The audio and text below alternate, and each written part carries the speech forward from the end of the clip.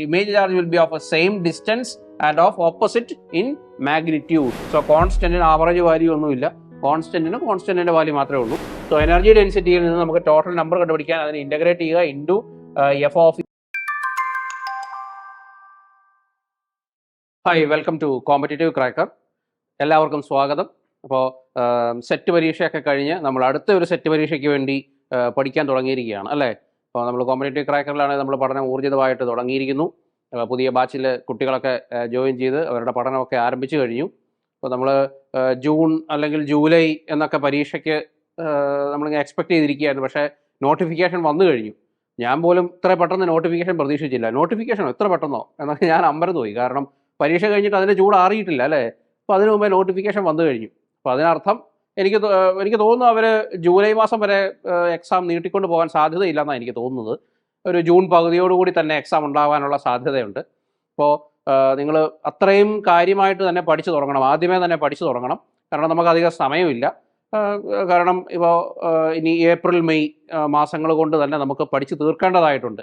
April May മാസങ്ങൾ നമുക്കറിയാം പല ആൾക്കാർക്കും വെക്കേഷനുള്ള സമയമാണ്. ചിലർക്ക് വാല്യുവേഷനുള്ള ടീച്ചേഴ്സൊക്കെ ഉണ്ട് കേട്ടോ. 10ാം ക്ലാസ്സിലൊക്കെ പഠിപ്പിക്കുന്നവർക്കൊക്കെ വാല്യുവേഷനുള്ള ടീച്ചേഴ്സൊക്കെ ഉണ്ട്. പക്ഷെ എന്നാലും HSST സ്വപ്നം കാണുന്നവർ അല്ലെങ്കിൽ ഹയർ സെക്കൻഡറി അധ്യാപന സ്വപ്നം കാണുന്ന നിങ്ങളെ സംബന്ധിച്ചിടത്തോളം എന്ത് പ്രതിബന്ധങ്ങളുണ്ടെങ്കിലും അത് മറികടന്ന് നമ്മൾ പഠിക്കണം, അല്ലെങ്കിൽ കാര്യമില്ല.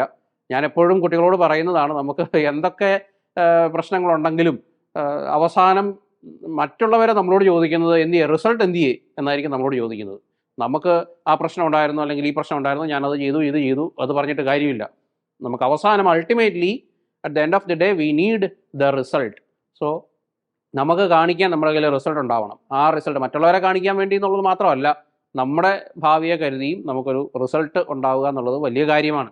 അപ്പം അതുകൊണ്ട് ഞാൻ ഇതിൽ പറഞ്ഞിരിക്കുന്ന പോലെ തന്നെ ഇനിയും സെറ്റ് ഫിസിക്സ് വൈകരുത്.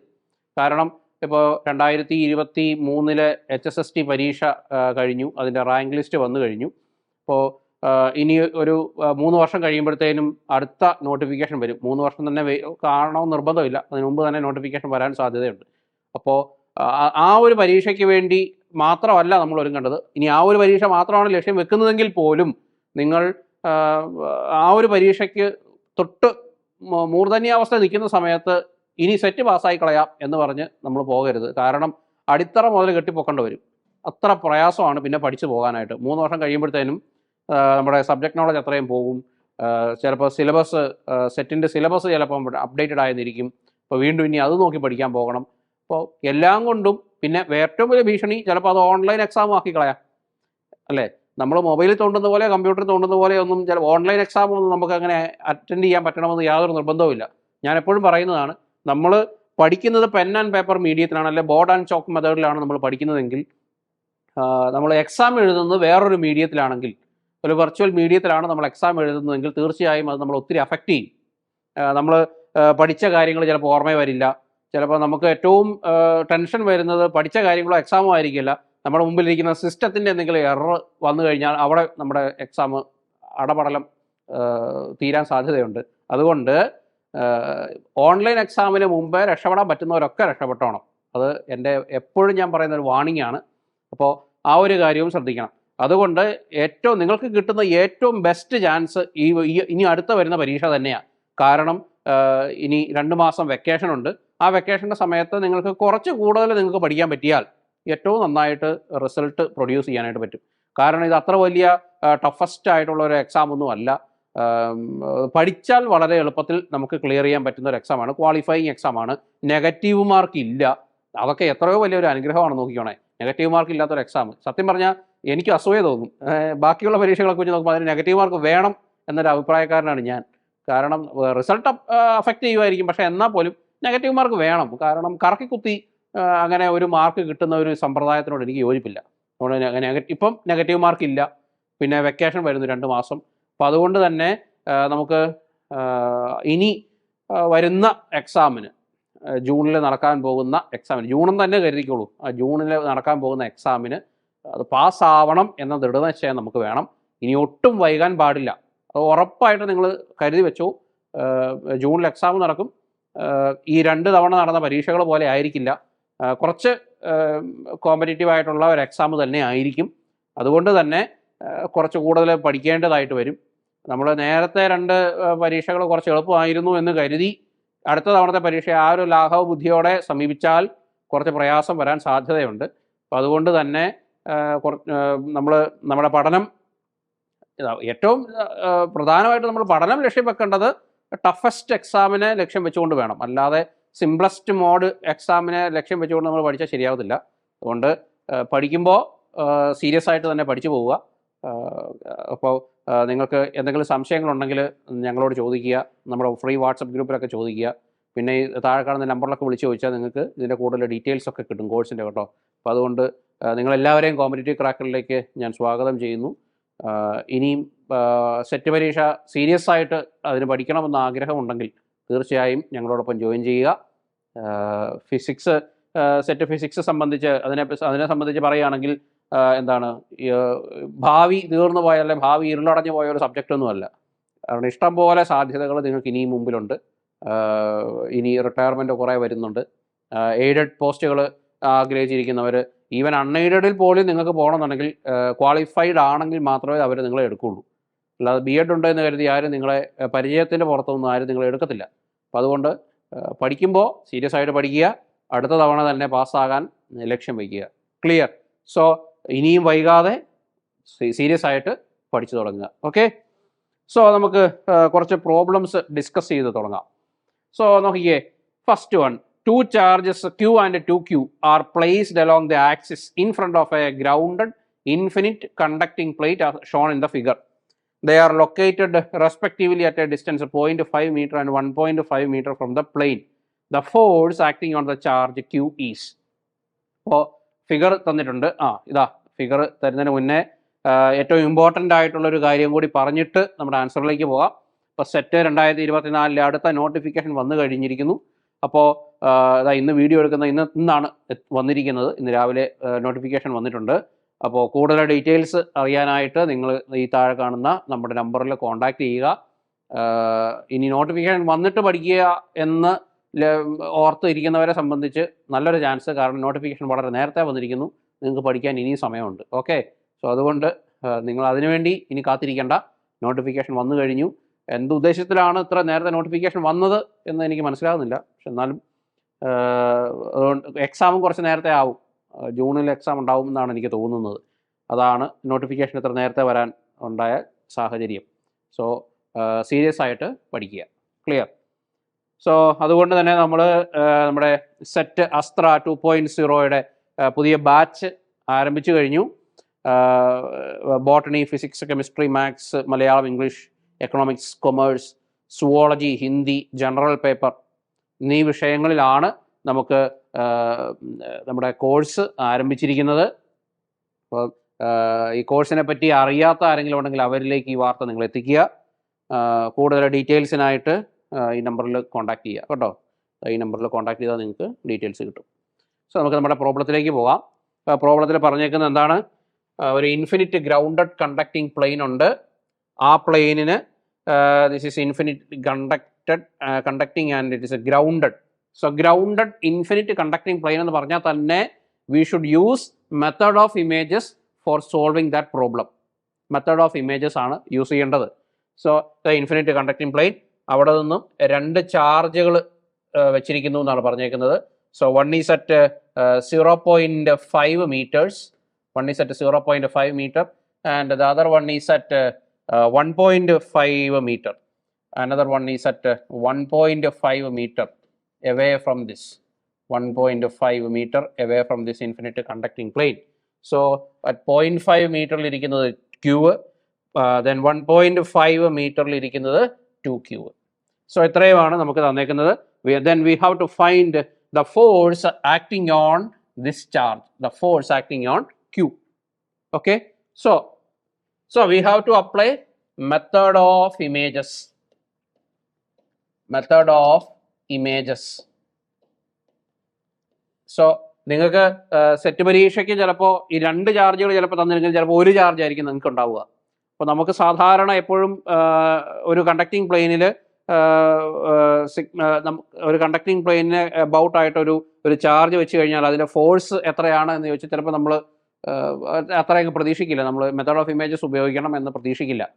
സോ അതുകൊണ്ട് തന്നെ നമ്മൾ പഠിക്കുമ്പോൾ ഈ ഒരു കാര്യങ്ങളെല്ലാം ഇൻക്ലൂഡ് ചെയ്ത് വിട്ട് വേണം പഠിക്കാൻ. ഇലക്ട്രോ ഡൈനാമിക്സ് വളരെ സീരിയസ് ആയിട്ട് കാണേണ്ട ഒരു ടോപ്പിക്കാണ്.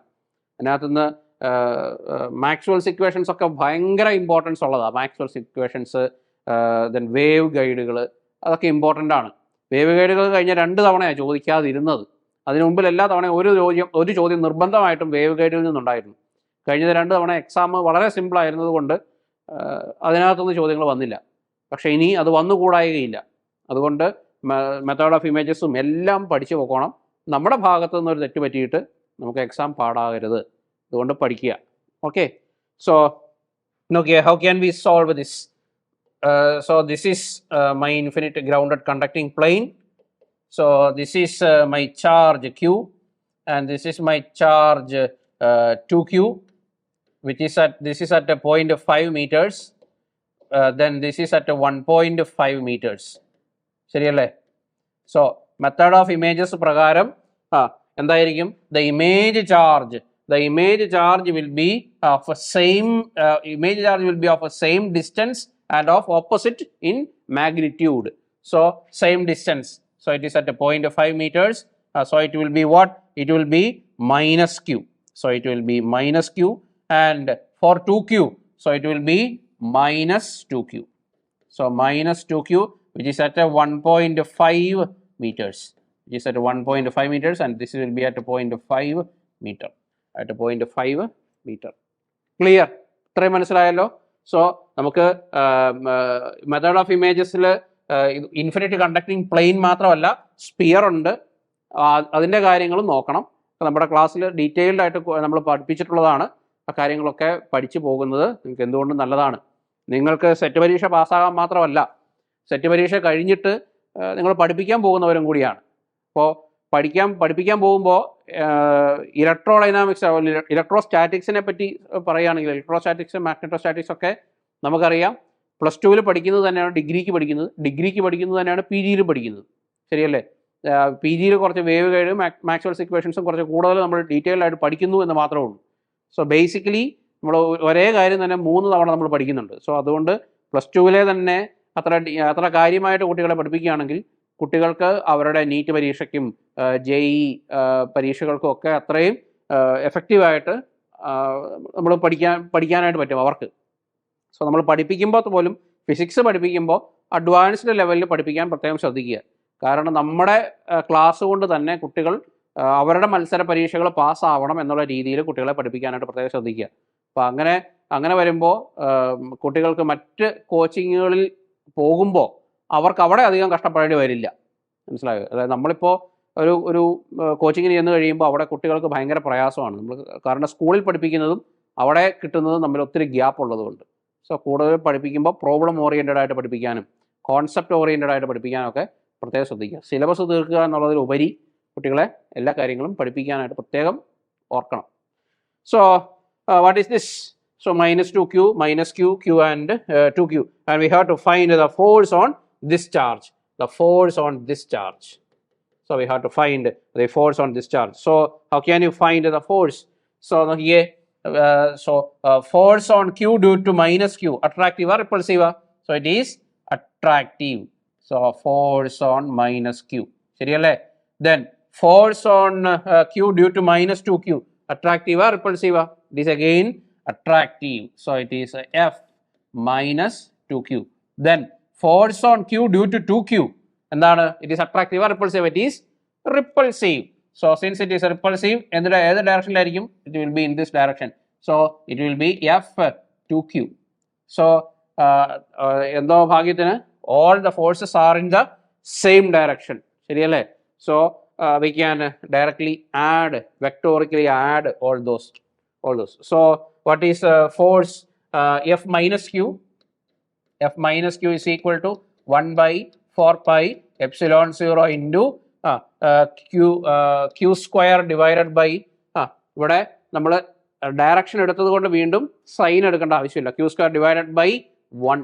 ശരിയല്ലേ? And F minus 2q is equal to 1 by 4 pi epsilon 0 q into 2q. So it is a 2q square divided by, so it is a 1 and this is a 1.5 and 0.5. So it is 2 meters. 2 meters എന്ന് പറയുമ്പോൾ it is 4. So f2q is equal to 1 by 4 pi epsilon 0 into q and 2q. It is 2q square divided by, so this distance, what is this distance? This is 0.5, total is 1.5. So this distance is 1, isn't it? So the net force F net is equal to, okay, and the 1 by 4 pi epsilon 0 can be taken common. ഇനി നോക്കിയാൽ നിങ്ങൾക്ക് മനസ്സിലാവും Q square എല്ലായിടത്തും ഉണ്ട്. So q square can also be taken common into, so first term will be 1 by 1 plus next F minus 2q 2 by 4 it is 1 by 2 plus next it is 2. ശരിയല്ലേ? So this is equal to 3 plus 1 by 2. 3 plus 1 by 2 is what? 3 plus 1 by 2 is 7 by 2. So it is 7 by 2. So 7 by 2 into q square by 4 pi epsilon 0. 4 pi epsilon 0. So 7 by 2 q square. 7 by 2 q square into by 4 pi epsilon 0. Or you can write it as 1 by 4 pi epsilon 0 into 7q square by 2. Or you can, in the options, it will be like this, 7kq square divided by 2. 7kq square divided by 2. Okay? So it's very easy. So direction നോക്കുക, direction നോക്കിയിട്ട് അതിനനുസരിച്ച് ചെയ്യുക. So in which direction? So it is in minus I cap direction. So 7q square divided by 2 in minus I cap direction. So this is plus I cap, this is minus I cap. Clear അല്ലേ? മനസ്സിലായോ? I hope it is clear. ഇനി ഞാൻ പറഞ്ഞതുപോലെ തന്നെ എപ്പോഴും നമുക്ക് conducting plain തന്നെ വരണമെന്ന് യാതൊരു നിർബന്ധവുമില്ല. ചിലപ്പോൾ ഒരു കണ്ടക്ടിങ് സ്പിയർ ആവാനും മതി. ഒരു കണ്ടക്ടിങ് സ്പിയർ വന്നാലും നമുക്ക് ചെയ്യാനായിട്ട് അറിഞ്ഞിരിക്കണം. Clear? So I hope it is very clear. So let us move on to the next one. So the space-time dependence of a linearly polarized light in free space is given by x cap E naught cos omega t minus kz, where E naught, omega and k are the amplitude, angular frequency and wave vector respectively. The time average density associated with the electric field is, pointing vector, പിന്നെ average energy density, ഇങ്ങനത്തെ കാര്യങ്ങളൊക്കെ അറിഞ്ഞിരിക്കണം. പിന്നെ electric field തന്നാൽ magnetic field കണ്ടുപിടിക്കാൻ, magnetic field തന്നാൽ electric field കണ്ടുപിടിക്കാൻ, അത് രണ്ടും കണ്ടുപിടിച്ചിട്ട് അതിൻ്റെ ആവറേജ് പോയിൻറ്റിംഗ് വെക്ടർ കണ്ടുപിടിക്കാൻ, പിന്നെ എനർജി ഡെൻസിറ്റി കണ്ടുപിടിക്കാൻ, പിന്നെ പ്രഷർ കണ്ടുപിടിക്കാൻ, അങ്ങനത്തെ പ്രോബ്ലംസ് ഒക്കെ കുറേ കണ്ടുവരാറുണ്ട്. അപ്പോൾ ആ പ്രോബ്ലംസ് ചെയ്ത് പഠിക്കുന്നത് ഒത്തിരി ഉപകാരപ്പെടും. സോ ആ പ്രോബ്ലംസ് ചെയ്ത് പഠിച്ചാൽ അതിൻ്റെ കീഴോട്ട് വരുന്ന കോൺസെപ്റ്റ് മുഴുവൻ നമുക്ക് മനസ്സിലാവുകയും ചെയ്യും. സോ അതുകൊണ്ട് മാക്സ്വെൽസ് ഇക്വേഷൻസ് പഠിക്കുമ്പോൾ അഡ്വാൻസ്ഡ് ലെവലിൽ നല്ലപോലെ ഡിഫറൻസിയേഷൻ ഇൻ്റഗ്രേഷൻ ഒക്കെ പഠിച്ചിട്ട് നന്നായിട്ട് ചെയ്ത് പഠിക്കുക. Okay? So it will be very very helpful for you. Okay? So അതുപോലെ തന്നെ ഇലക്ട്രോ ഡൈനാമിക്സ് നിങ്ങൾ പഠിക്കുമ്പോൾ നിങ്ങൾക്ക് വെക്ടർ ആൾജിബ്രയെ പറ്റി വ്യക്തമായ ഒരു ധാരണ ഉണ്ടാവണം. ക്രോസ് പ്രോഡക്റ്റ് കണ്ടുപിടിക്കാൻ അറിഞ്ഞിരിക്കണം, ഡോട്ട് പ്രോഡക്റ്റ് കണ്ടുപിടിക്കാൻ അറിഞ്ഞിരിക്കണം, രണ്ട് വെക്ടറുകൾ എങ്ങനെ, വെക്ടറുകളെ ഓവർലാപ്പുകൾ എങ്ങനെ ഡോട്ട് പ്രോഡക്റ്റ് വഴി കണ്ടുപിടിക്കും, അങ്ങനത്തെ കാര്യങ്ങളൊക്കെ അറിഞ്ഞിരിക്കുന്നത് ഒത്തിരി നല്ലതാണ്. വെക്ടർ ആൾജിബ്ര വളരെ ഡീറ്റെയിൽഡ് ആയിട്ട് നമ്മുടെ ക്ലാസ്സുകളിൽ കൊടുത്തിട്ടുണ്ട്. മാത്തമാറ്റിക്കൽ ഫിസിക്സിൽ ഇപ്പം മാത്തമാറ്റിക്കൽ ഫിസിക്സ് പഠിക്കാതെ വേറെ ഇലക്ട്രോ ഡൈനാമിക്സ് പഠിച്ചു കളയാം, അങ്ങനത്തെ ചിന്തയൊന്നും വേണ്ട. സോ മാത്തമാറ്റിക്കൽ ഫിസിക്സ് ഒത്തിരി ആപ്ലിക്കേഷൻ വരുന്ന ഒരു ഫീൽഡാണിത്. സോ അതുകൊണ്ട് ഞാൻ പറഞ്ഞതുപോലെ മാക്സ്വെൽസ് ഇക്വേഷൻസ്, വേവ് ഗൈഡ്, അങ്ങനത്തെ ഭാഗങ്ങൾ പഠിക്കുക. പിന്നെ ഇലക്ട്രോസ്റ്റാറ്റിക്സ്, മാഗ്നറ്റോസ്റ്റാറ്റിക്സ് അവർ ഈ തവണത്തെ ക്വസ്റ്റ്യൻ പേപ്പർ ഒന്ന് അനലൈസ് ചെയ്യുകയാണെങ്കിൽ നിങ്ങൾക്ക് മനസ്സിലാവും.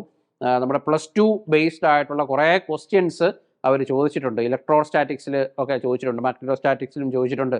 സോ ആ +2 സാധാരണ ഒരു കുട്ടി എൻട്രൻസിനൊക്കെ പഠിക്കുമ്പോൾ ചെയ്ത് പഠിക്കുന്ന പ്രോബ്ലംസ് ഒക്കെ നമുക്ക് ചെയ്ത് പഠിക്കുന്നത് ഒത്തിരി നല്ലതാണ്. നമ്മുടെ ക്ലാസ്സുകളിലൊക്കെ പരമാവധി അങ്ങനത്തെ പ്രോബ്ലംസ് നമ്മൾ ഉൾപ്പെടുത്താറുണ്ട്. ചലഞ്ചിങ് ആയിട്ടുള്ളൊരു ക്വസ്റ്റ്യൻസ് ഒക്കെ നമ്മൾ ഉൾപ്പെടുത്താറുണ്ട്. സോ അതുപോലെ ഒരു ചോദ്യമാണിത്. So space time dependence so you are given the electric field is not. So electric field E is equal to E0 cos kz minus omega t minus kz. So omega t minus kz in which direction? In x cap direction. E is equal to E0 cos omega t minus kz in x cap direction. ശരിയല്ലേ? So നമുക്ക് electric field തന്നിട്ടുണ്ട്. So electric field കിട്ടിക്കഴിഞ്ഞാൽ നമ്മളോട് ചോദിച്ചേക്കുന്നത് time average density ആണ് നമ്മളോട് ചോദിച്ചേക്കുന്നത്. So time average density. So നമുക്കറിയാം energy density UE, energy density corresponding to the electric field UE is given by half epsilon 0 E square. Half epsilon 0 E square, മറ്റേ half B square by mu 0. നമുക്കറിയാവുന്നതാണ്. So you got the expression then which is equal to half epsilon 0 into E naught square cos square omega t minus kz. Omega t minus kz. നമ്മളോട് ചോദിച്ചേക്കുന്നത് എന്താണ്? Time average density ആണ് നമ്മളോട് ചോദിച്ചേക്കുന്നത്. Time average density ശരിയല്ലേ?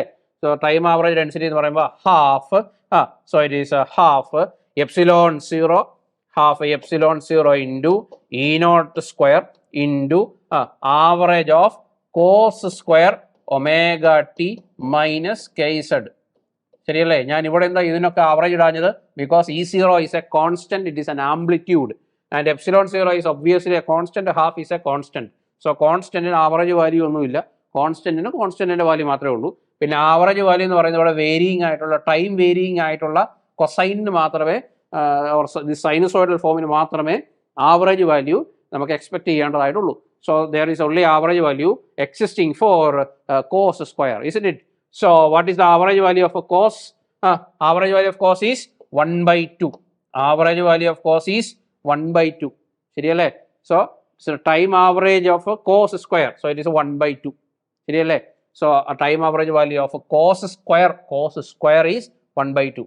So average value of cosine എടുക്കുകയാണെങ്കിൽ that will be 0. ശരിയല്ലേ? Positive ഹാഫിലും ഉണ്ട്, negative ഹാഫിലും ഉണ്ട്. സോ ആവറേജ് വാല്യൂ എടുത്താൽ 0. ഇനി കോസ് സ്ക്വയർ എന്ന് പറയുമ്പം നെഗറ്റീവ് ഹാഫിൽ കിടക്കുന്നത് പോസിറ്റീവ് ഹാഫിലേക്ക് വരും. So maximum 1, minimum 0. സോ അതിൻ്റെ ആവറേജ് എന്ന് പറയുന്നത് 1 + 0/2 which is 1/2. സോ 1/2 കിട്ടി. So average value is equal to 1/2 into 1/2, it is 1/4 epsilon 0 E naught square. So 1/4 epsilon 0 E naught square. Clear? വളരെ simple ആയിട്ട് നമുക്ക് ആവറേജ് വാല്യൂ കണ്ടുപിടിക്കാം. Clear? So അതുപോലെ തന്നെ ഞാൻ മുമ്പേ പറഞ്ഞതുപോലെ അക്കാര്യങ്ങളൊക്കെ ഒരു ഇലക്ട്രിക് ഫീൽഡ് തന്നു കഴിഞ്ഞാൽ മാഗ്നറ്റിക് ഫീൽഡ് എങ്ങനെ കണ്ടുപിടിക്കാം, മാഗ്നറ്റിക് ഫീൽഡ് തന്നു കഴിഞ്ഞാൽ ഇലക്ട്രിക് ഫീൽഡ്, പിന്നെ പോയിന്റിംഗ് വെക്ടർ, ആ കാര്യങ്ങളൊക്കെ ഒന്ന് നോക്കിപ്പോക്കണം കേട്ടോ. അതൊക്കെ എക്സാമിന് ഇമ്പോർട്ടൻ്റ് ആണ്. Clear? So let us move on to the next one. So നോക്കിയേ, a particle is placed in a region with the potential V of x is equal to half kx square minus lambda by 3x cube, where k, lambda are greater than 0. They are positive constants. Then which of the following is correct? So എന്താണ് ഇപ്പോൾ നമ്മൾ എന്താ ചോദിച്ചേക്കുന്നത്? which is x equal to 0 and x equal to k by lambda at the point of a stable equilibrium, പിന്നെ unstable equilibrium. Okay, അപ്പോൾ stable equilibrium ഏതാണ്, unstable equilibrium ഏതാണ്? അപ്പോൾ നമ്മളിത് മാത്തമാറ്റിക്കൽ ഫിസിക്സിലും പഠിച്ചിട്ടുണ്ട്, ക്ലാസിക്കൽ മെക്കാനിക്സിലും നമുക്ക് ആവശ്യമുള്ളതാണ്. So point of stable equilibrium, unstable equilibrium നമ്മൾ സ്മോൾ ഓസിലേഷൻസ് പഠിക്കുമ്പോൾ നമ്മൾ ഇനീഷ്യലി പഠിക്കുന്ന കാര്യമാണ്. ഏതാണ് സ്റ്റേബിൾ ഇക്വിലിബ്രിയം, ഏതാണ് അൺസ്റ്റേബിൾ ഇക്വിലിബ്രിയം, എന്താണ് സ്റ്റേബിൾ ഇക്വിലിബ്രിയത്തിൻ്റെ പ്രത്യേകത, എന്താണ് അൺസ്റ്റേബിൾ ഇക്വിലിബ്രിയത്തിൻ്റെ പ്രത്യേകത, സ്റ്റേബിൾ ഇക്വിലിബ്രിയം ആകണമെന്നുണ്ടെങ്കിൽ ഒരു സിസ്റ്റം എങ്ങനെ ബിഹേവ് ചെയ്യണം, അതിൻ്റെ സെക്കൻഡ് ഡിഫറൻഷ്യൽ എന്തായിരിക്കണം, ഫസ്റ്റ് ഡിഫറൻഷ്യലിൽ നിന്ന് എങ്ങനെ അത് ഫസ്റ്റ് ഡിഫറൻഷ്യൽ കണ്ടുപിടിച്ചിട്ട് എങ്ങനെ സ്റ്റേബിൾ ആണോ അൺസ്റ്റേബിൾ ആണോ എന്ന് കണ്ടുപിടിക്കാം. ഇങ്ങനത്തെ കാര്യങ്ങളെല്ലാം നമ്മൾ പഠിക്കുന്നതാണ്. സോ ആ കാര്യങ്ങൾ ഓർത്ത് വെക്കുക, ഒന്നുകൂടി ചെയ്ത് പഠിക്കുക. ക്ലിയർ? സോ നോക്കിയേ എന്താണ് ഇവിടെ ചെയ്യാൻ പറ്റുക. സോ നമുക്ക് തന്നിരിക്കുന്ന പൊട്ടൻഷ്യൽ എന്താണ്? V of x is equal to, what is V of x? V of x is equal to half kx square minus lambda by 3 x cube, അല്ലേ? Half kx square minus lambda by 3 x cube. So ഇതിൽ നിന്നാണ് നമുക്ക് stable equilibrium ഏതാണ്, ഏത് പോയിന്റിലാണ്, unstable equilibrium ഏതാണ് ഒക്കെ കണ്ടുപിടിക്കണം. So let us explore. So നോക്കിയേ, so we have given V of x, so we can differentiate it. Dou v by dou x with differentiating with respect to x will give you what? So it will be 2kx by 2. So 2 and 2 cancels. It is kx minus 3 and 3 cancels. It is 3 and 3 cancels. So it will be lambda x square, isn't it? Kx minus lambda x square. So dou v by dx, dou v by dou x. So to find that value it should be equal to 0 for finding the maxima. ശരിയല്ലേ? So dou v by dou x should be equal to 0 and you will get kx minus lambda x square equals 0. So this is a second order equation. ശരിയല്ലേ? ഒരു quadratic equation ആണ്. So X common എടുത്താൽ x into k minus lambda x is equal to 0. K minus lambda x is equal to 0. So from this x is equal to 0 or k minus lambda x is equal to 0 or x is equal to എന്ത് വരും? k by lambda. So these are the 2 points of extrema. ശരിയല്ലേ? So maxima ആണോ minima ആണോ or stable ആണോ unstable ആണോ എന്ന് നമുക്ക് അറിഞ്ഞുകൂടാ. So we have to check. How will we check? We will check by doing the second differential again. So second order differential ചെയ്യുമ്പോൾ so dou square v by dou x square ചെയ്തേ. So it will be k minus 2 lambda x. So k minus 2 lambda x. So substitute ചെയ്തേ dou square v by dou x square at first point x is equal to 0. At x is equal to 0. X is equal to 0 കൊടുക്കുമ്പോൾ we will get k. ശരിയല്ലേ? So we have got k. So this k is obviously നമുക്ക് question തന്നിട്ടുണ്ട് k is greater than 0. K and lambda are greater than 0. So k is greater than 0 and dou square v by dou x square greater than 0 means it is a stable equilibrium.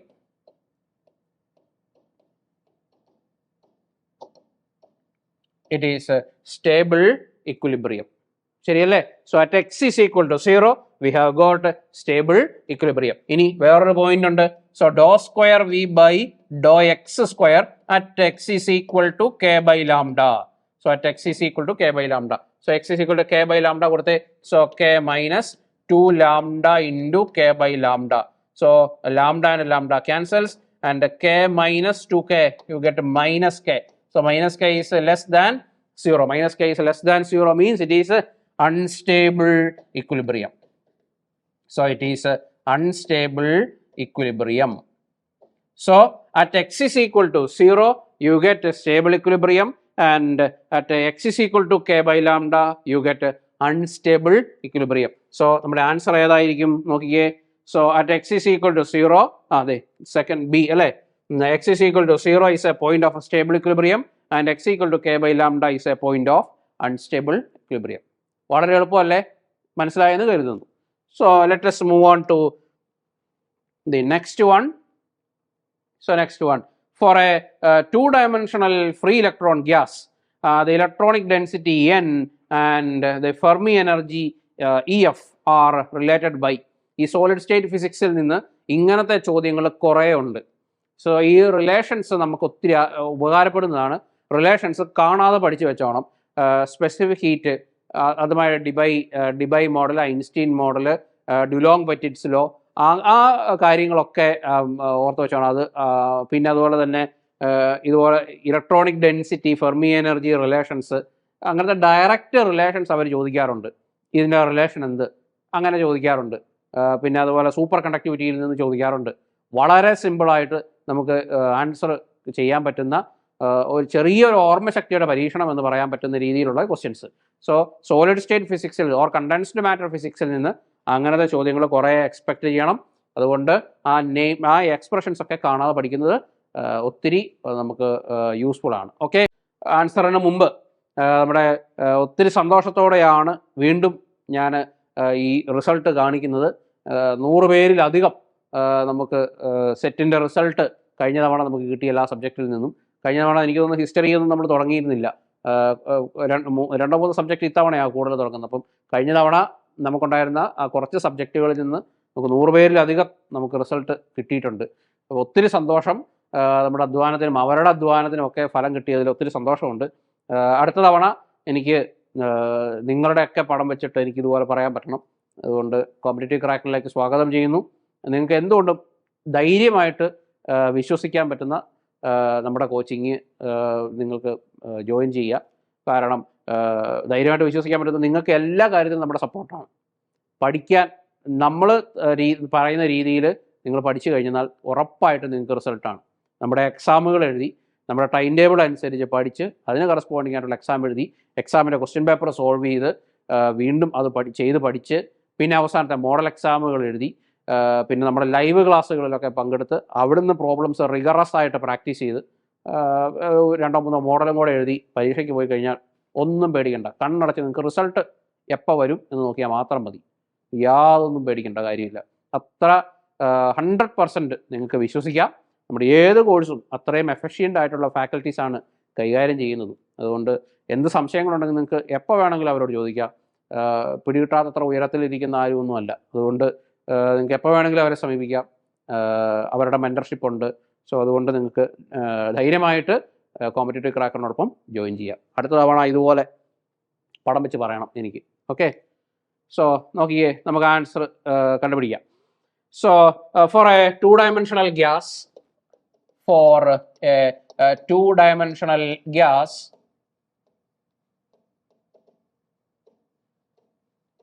a 2-dimensional gas, the number of possible number of K states,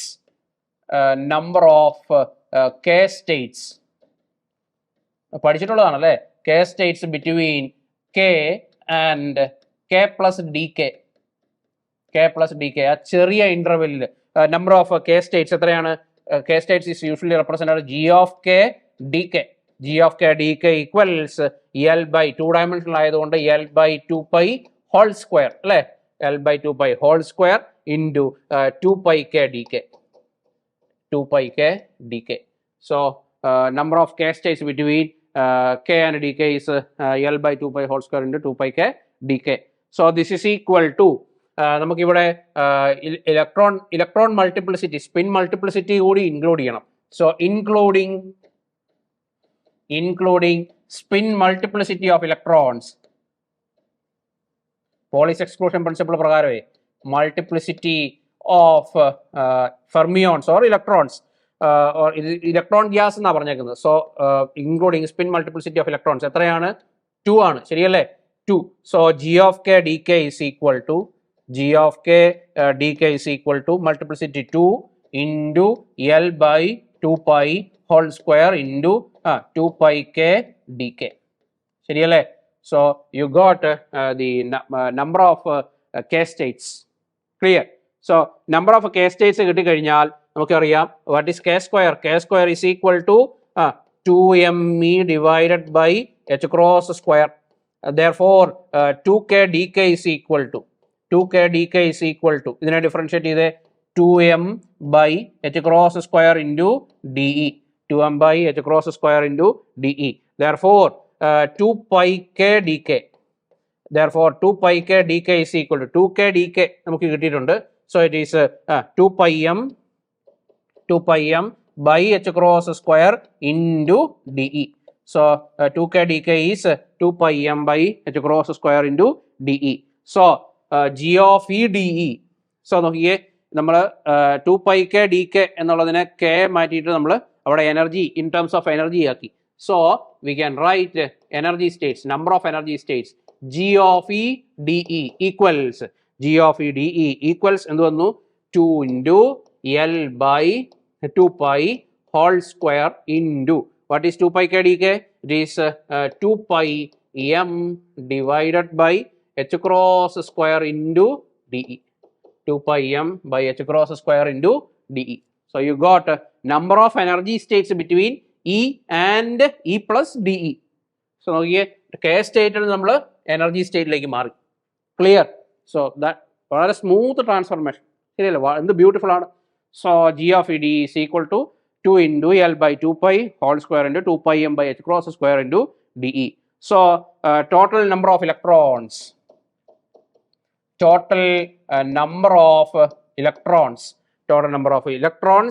at 0 Kelvin. Total number of electrons at 0 Kelvin എങ്ങനെ കണ്ടുപിടിക്കാം? Number n is equal to integral 0 to എവിടം വരെയാണ് നമുക്ക് കണ്ടുപിടിക്കേണ്ടത്? Fermi level വരെയുള്ളതാണ് കണ്ടുപിടിക്കേണ്ടത്, ശരിയല്ലേ? So 0 to EF So n is equal to integral 0 to EF g of E dE g of E dE into that energy. ശരിയല്ലേ? എത്ര total എത്ര energy ഉണ്ട് ഇൻറ്റു ദാറ്റ് ലെവൽസ്, എത്ര ലെവലുകളുണ്ട്. ശരിയല്ലേ? Energy into that level. അതിന് integrate ചെയ്യുമ്പോൾ നമുക്ക് എന്ത് കിട്ടും? Total number. ശരിയല്ലേ? ആവറേജ് ഇൻറ്റു നമ്പർ ചെയ്ത് കഴിയുമ്പോൾ എന്ത് കിട്ടും? ടോട്ടൽ നമ്പർ കിട്ടും. ശരിയല്ലേ? നമുക്ക് മാത്തമാറ്റിക്സിൽ അറിയാവുന്ന കാര്യം തന്നെ ഇതാ. So n is equal to integral 0 to EF g of E dE into f of E. So what is this integral? So this is so we can directly calculate. So it is equal to 2 pi into this is 2 pi into 2 into 2m കോൺസ്റ്റന്റുകളെല്ലാം വെളിയെടുക്കുക. 2m divided by h cross square, 2m divided by h cross square into L by 2 pi whole square, L by 2 pi whole square into integral 0 to EF, integral 0 to EF എന്ന് വരുന്നു വെറും D. ശരിയല്ലേ? 2 pi into 2 pi into 2m into 2m by h cross square into L by 2 pi whole square into integral 0 to EF into DE. Correct? ശരിയല്ലേ? കോൺസ്റ്റന്റിനെ വെളിയിലെടുത്തു, integration ചെയ്യേണ്ടതിന് മാത്രമേ ഓർത്തിട്ടു. So this is equal to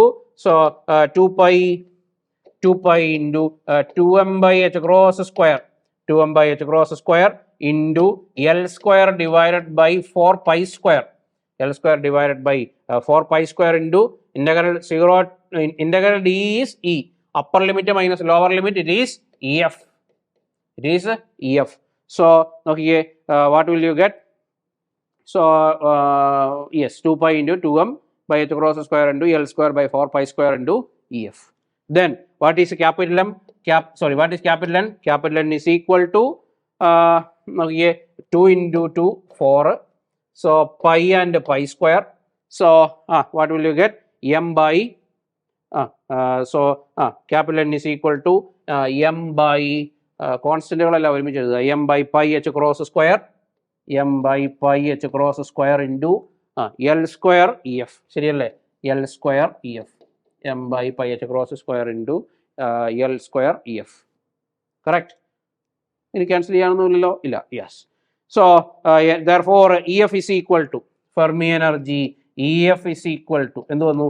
therefore Fermi energy EF is equal to pi h cross square by M, pi h cross square by M into n by L square. ശരിയല്ലേ? To dimension ആയതുകൊണ്ട് L square വന്നു. 3 dimension ആയതെങ്കിൽ അവിടെ L cube വന്നേനെ, volume. So EF is equal to pi h cross square by M into n by L square. What is n by L square? It is number density small n. So it is equal to pi h cross square divided by M into n. So pi h cross square by M into n. Therefore നമ്മളോട് ചോദിച്ചേക്കുന്നത് എന്താണ്? നമ്മൾ ചോദിച്ചേക്കുന്നത് number density ആണ്. Therefore n is equal to M EF divided by pi h cross square, M EF divided by pi h cross square. Clear? So നമ്മളോട് ചോദിച്ചേക്കുന്നത് number density വളരെ സിമ്പിളായിട്ട് കണ്ടുപിടിക്കാം. നമുക്ക് ഇത് അറിയാവുന്നതാണ്. So G of K D കെയിൽ നിന്ന് കെയുടെ വാല്യൂ സബ്സ്റ്റിറ്റ്യൂട്ട് ചെയ്ത് കൊടുക്കുമ്പോൾ കഴിയുമ്പോഴത്തേക്കും നമുക്ക് എനർജി ഡെൻസിറ്റി കിട്ടി. സോ എനർജി ഡെൻസിറ്റിയിൽ നിന്ന് നമുക്ക് ടോട്ടൽ നമ്പർ കണ്ടുപിടിക്കാൻ അതിന് ഇൻ്റഗ്രേറ്റ് ചെയ്യുക into F of E. So integration ചെയ്ത് കഴിയുക, കോൺസ്റ്റൻസിനെല്ലാം പുറത്തെടുത്ത് ഇൻ്റഗ്രേഷൻ ആകെ ഡി ഇ മാത്രമേ ഉള്ളൂ. ഏത് കൊച്ചു കുഞ്ഞിനും അറിയാവുന്ന ഇൻ്റഗ്രേഷൻ മാത്രം. സോ ഇൻ്റഗ്രേഷൻ ചെയ്ത് കഴിയുമ്പോൾ നമുക്ക് n കിട്ടി. എന്നിൽ നിന്ന് ഫെർമി എനർജിയിൽ നിന്നും സ്മോൾ എന്നിൻ്റെ വാല്യൂ കണ്ടുപിടിക്കുന്നു. And we get the value of small N as MEF divided by pi h cross square. So I hope it is very clear. So what is our answer? So pi MEF divided by pi h cross square. വളരെ മികച്ച രീതിയിലുള്ള മറ്റ് ആൻസറുകൾ കാണുമ്പോൾ വെറുതെ കറക്കി കുത്തിയേക്കരുത്. എയും ഡിയും ഒക്കെ വളരെ നല്ല രീതിയിൽ കിടപ്പുണ്ട്, പക്ഷേ അതിനൊന്നും കറക്കി കുത്തിയേക്കരുത്. വളരെ സിമ്പിളായിട്ടുള്ള MEF divided by pi h cross square. പിന്നെ ഇവിടെ നമ്മളെ തെറ്റിദ്ധരിപ്പിക്കാനായിട്ട് 2 pi h cross square കിടപ്പുണ്ട്. സോ അത് നോക്കിക്കോണം. So the correct answer is MEF divided by pi h cross square. നമ്മുടെ സെറ്റിൻ്റെ free WhatsApp group let's feel free to ask. ഇതിൻ്റെ സേവനം പരമാവധി നിങ്ങൾ പ്രയോജനപ്പെടുത്തുക. നിങ്ങൾക്ക് എന്തെങ്കിലും സംശയങ്ങളുണ്ടെങ്കിൽ ഈ വാട്സപ്പ് ഗ്രൂപ്പിൽ നിങ്ങൾക്ക് ചോദിക്കാവുന്നതാണ്. നിങ്ങൾക്ക് അതിൻ്റെ മറുപടി തീർച്ചയായും ലഭിച്ചിരിക്കും. ഓക്കെ, സോ ഈ കാര്യവും ഒന്ന് ഓർമ്മയിൽ വെക്കുക. സോ സെറ്റ് പരീക്ഷയ്ക്ക് ഇനി വൈകാതെ തന്നെ പ്രിപ്പറേഷൻ ആരംഭിക്കുക. ഇനി നോട്ടിഫിക്കേഷൻ വന്നു കഴിഞ്ഞു, ഇനി ആപ്ലിക്കേഷൻ കൊടുത്തിട്ടേ പഠിക്കാൻ തുടങ്ങുള്ളൂ എന്നൊന്നും വിചാരിക്കരുത്. പഠിക്കാൻ അതിന് മാത്രമുണ്ട്, നല്ലപോലെ പഠിക്കാനുണ്ട്. സോ അതുകൊണ്ട് ഇനി ഒട്ടും വൈകാതെ പഠനം ആരംഭിക്കുക. കോമ്പറ്റേറ്റീവ് ക്രാക്കറിനോടൊപ്പം പോരെ, അടുത്ത തവണ നിങ്ങൾക്ക് വിജയം സുനിശ്ചിതം. ഓക്കെ, നമുക്ക് ഒരുമിച്ച് പഠിക്കാം. So we will see you with another video. Thank U.